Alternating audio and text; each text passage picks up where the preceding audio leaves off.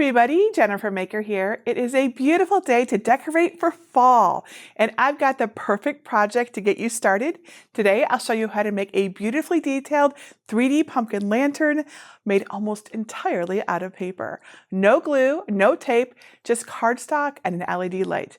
I'll even show you how to create your own custom pumpkin designs. You are going to love this. So pull up a chair here on my craft table and let's get started.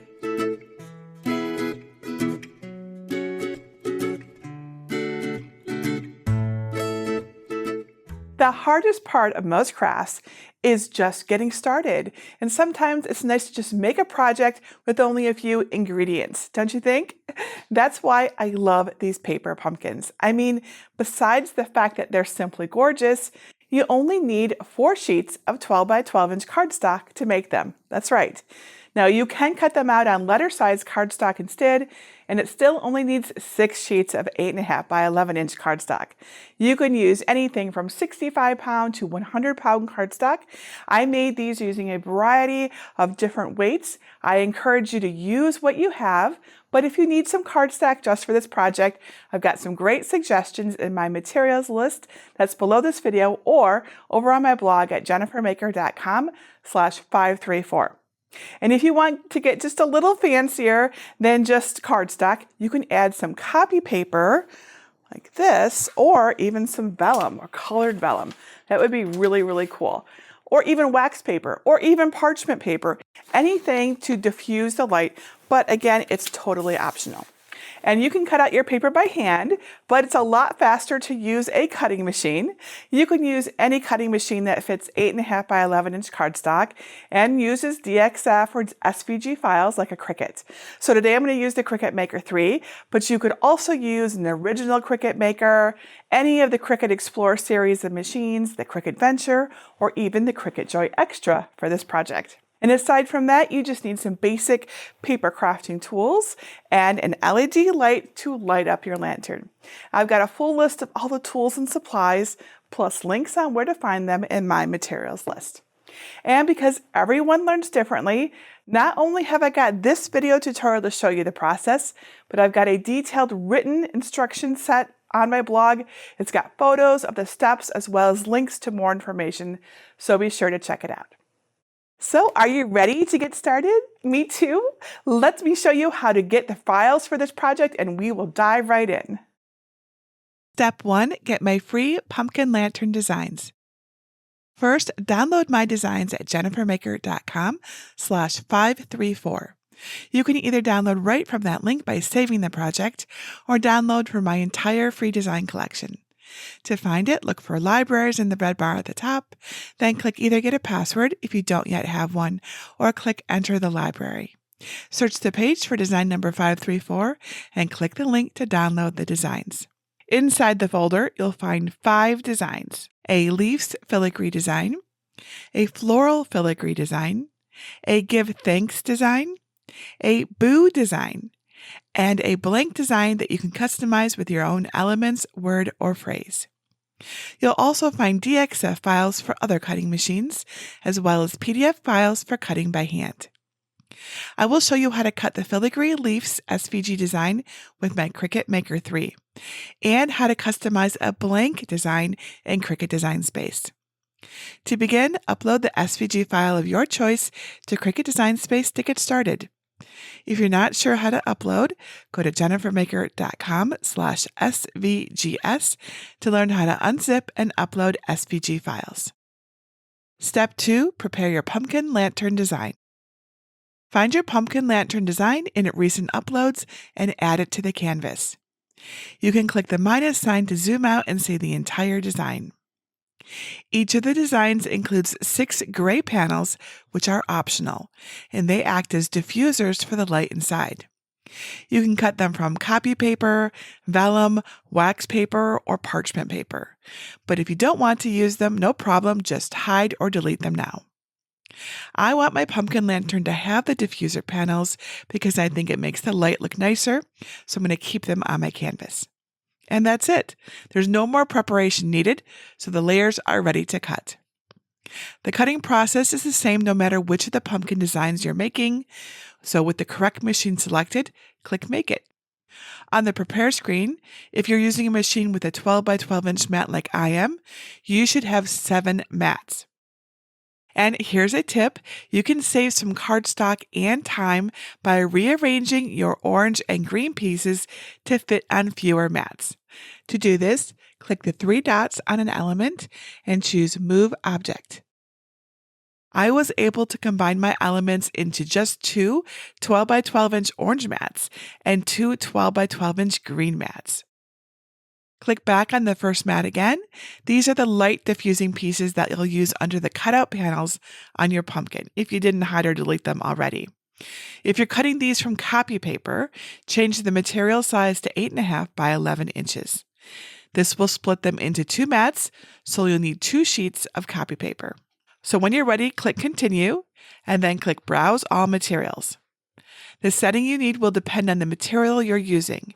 If you're using copy paper like I am, search for copy paper 20 pound, and then change the pressure to more for a cleaner cut.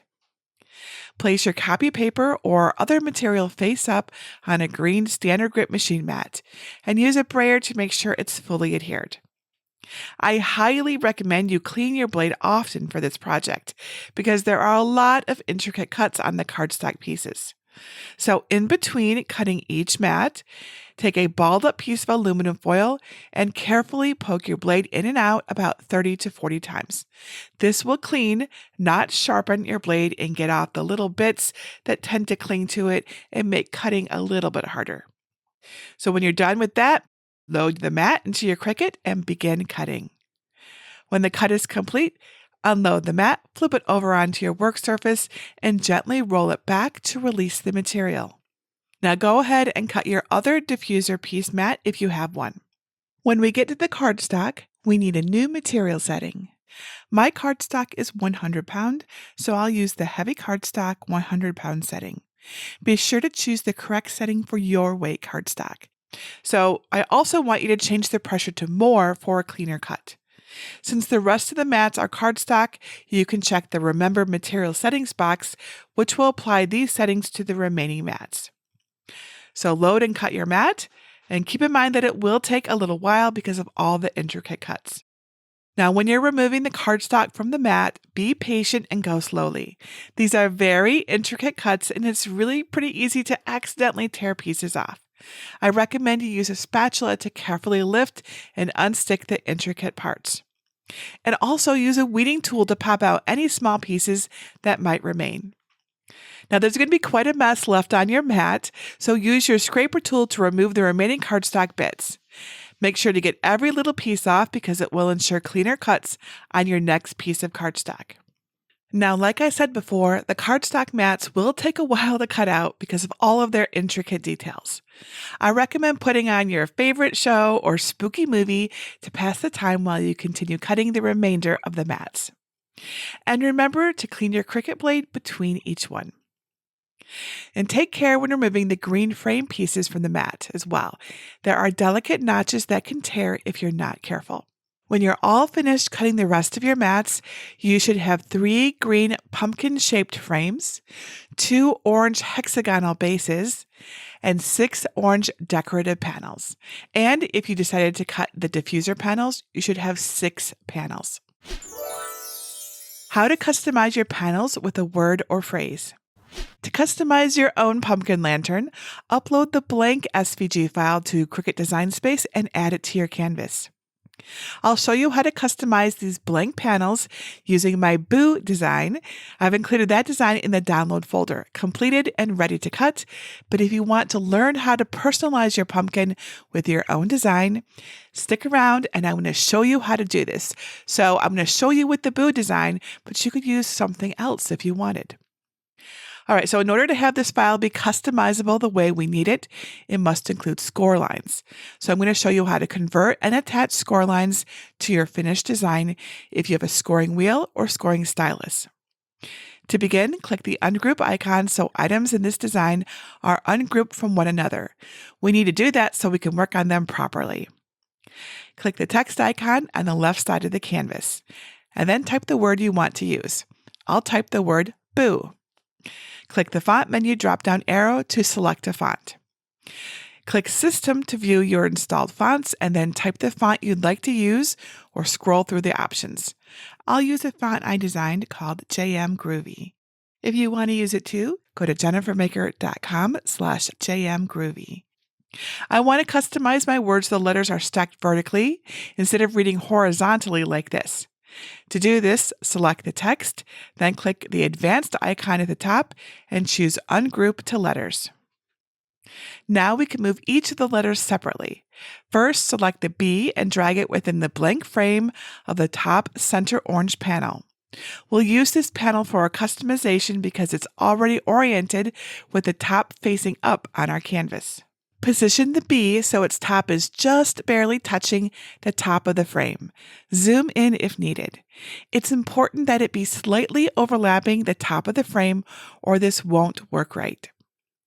Now move on to one of the O text boxes in the frame. I'll move it under the B and to the right a bit, making sure it's touching and slightly overlapping the bottom right edge of the B. Move the other O and the exclamation point so they're stacked and offset a little from each other, just like the other letters.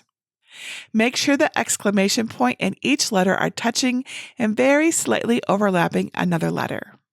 The bottom of the word may not be touching the bottom part of the frame, but that's okay because we can resize it to fit so it slightly overlaps the bottom like this. Now hold the Shift key on your keyboard and select the letters and exclamation point. Then click and drag a corner handle on the bounding box until the exclamation point is touching and very slightly overlapping the bottom of the panel. You can also add some of the optional design elements to your panel to customize it.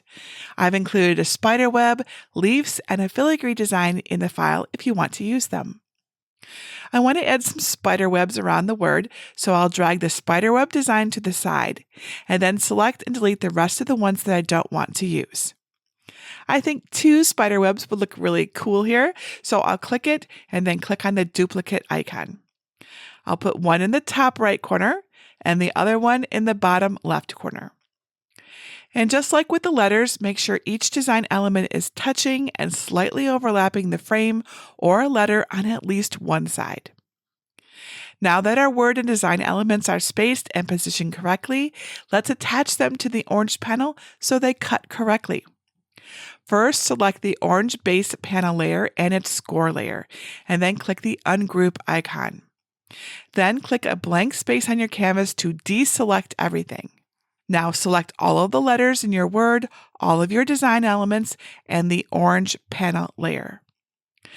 Then click Combine and choose Weld. Now your word and the panel are attached and it will all cut in one piece. Now we need to convert our score layer.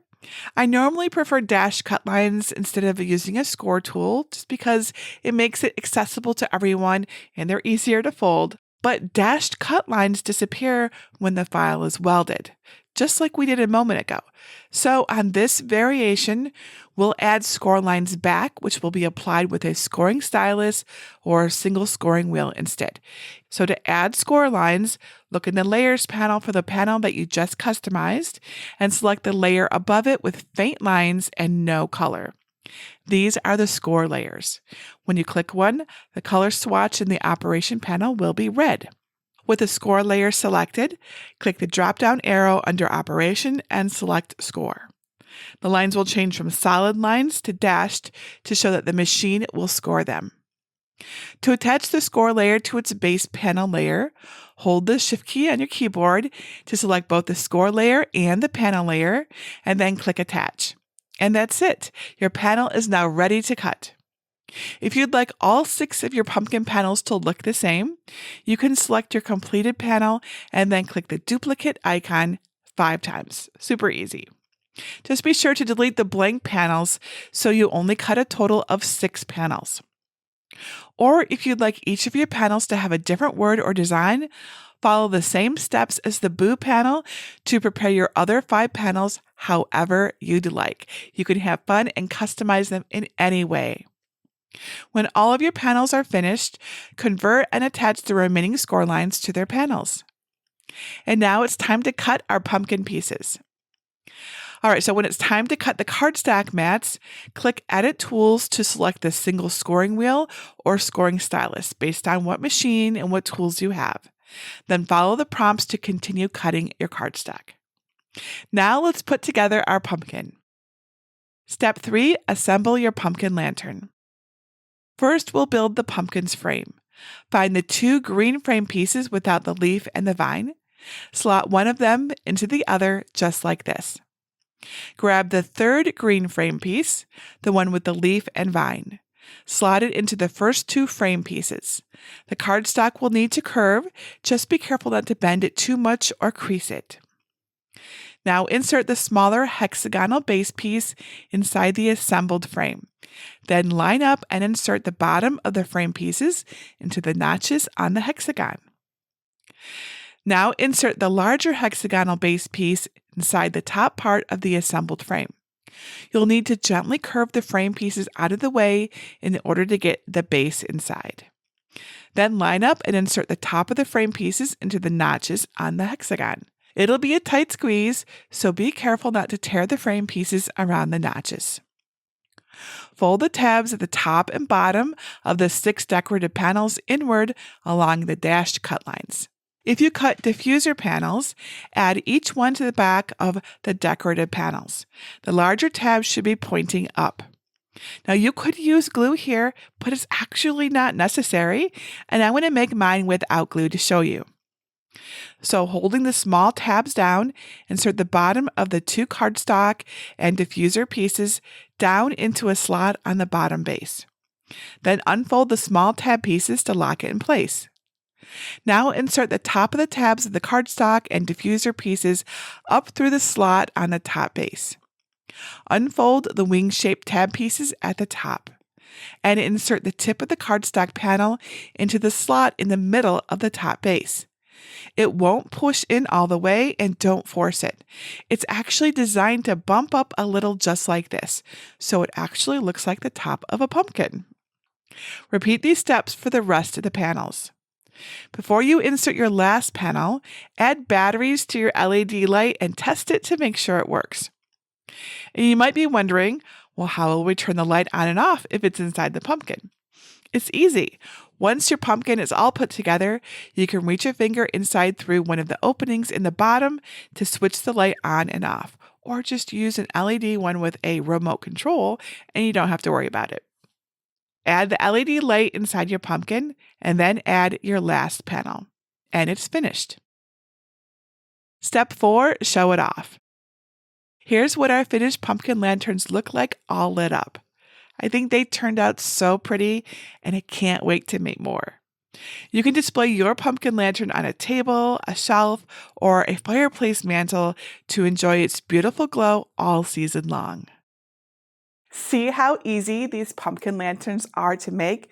I love how they look so intricate and complex, but they're actually so simple and easy to put together.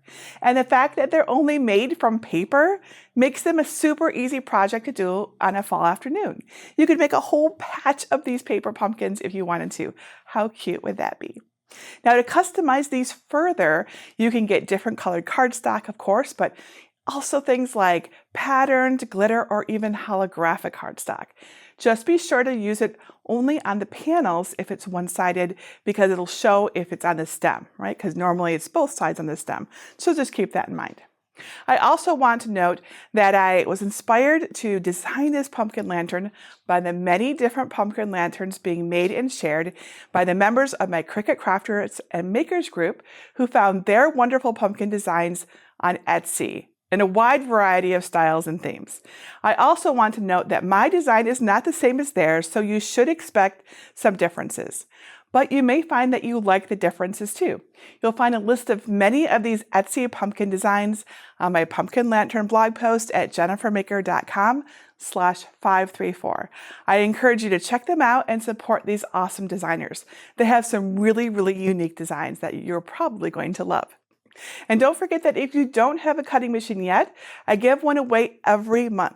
Learn how to win a fabulous cutting machine, just like the ones that I use, at JenniferMaker.com/Cricut giveaway. If you have any questions about this project or want some help with working with cardstock, because I know it can be tricky, or you need some help with your cutting machine, or really anything else craft related that you think I could help you with, please let me know. You can leave your question below this video or ask over in our Cricut Crafters group at JenniferMaker.com/Cricut Crafters. And please come post your paper pumpkin lanterns. I always love to see all of your wonderful creations. Plus, it inspires others to create too, and that's a beautiful thing. And that's it for today. Until next time, this is Jennifer Maker reminding you to craft a life you love.